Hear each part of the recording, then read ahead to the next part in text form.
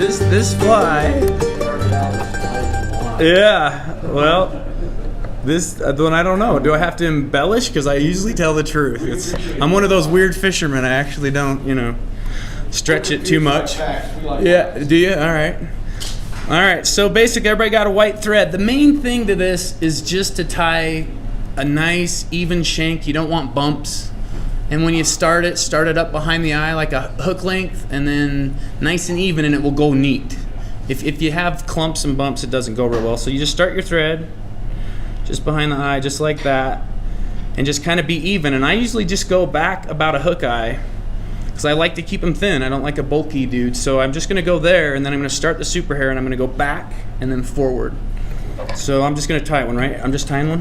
Yep. Is that what's happening? Tie one. All right, cool.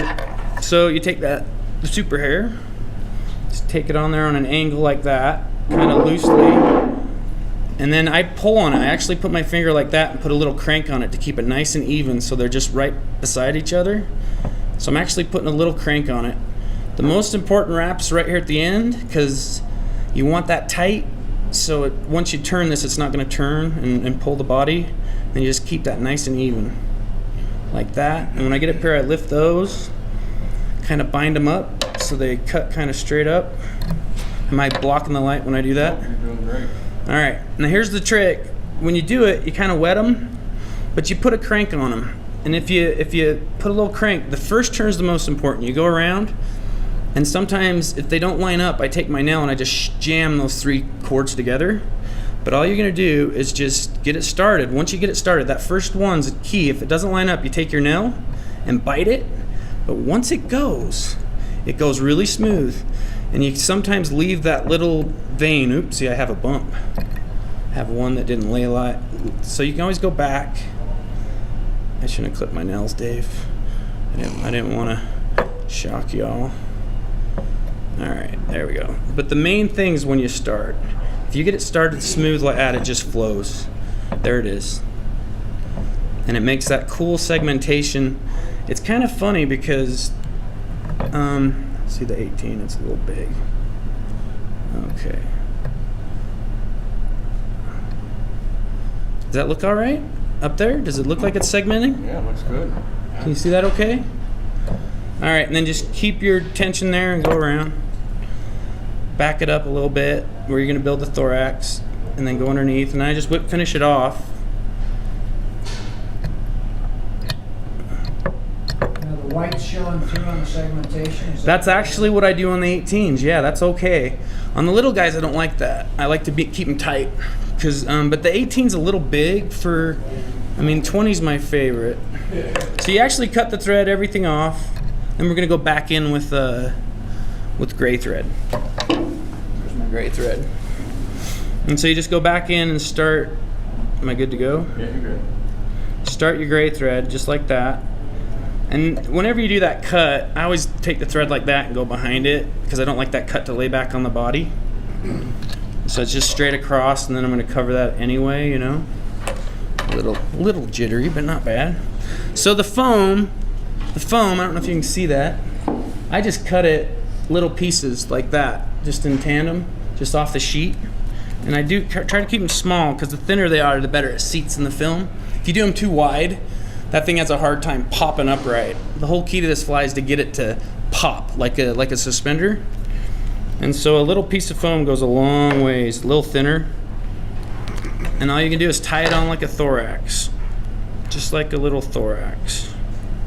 You're gonna tie it right on there, and you just barely cusp it at the head like that. Is that 2 millimeters? It's 2 millimeter, yeah.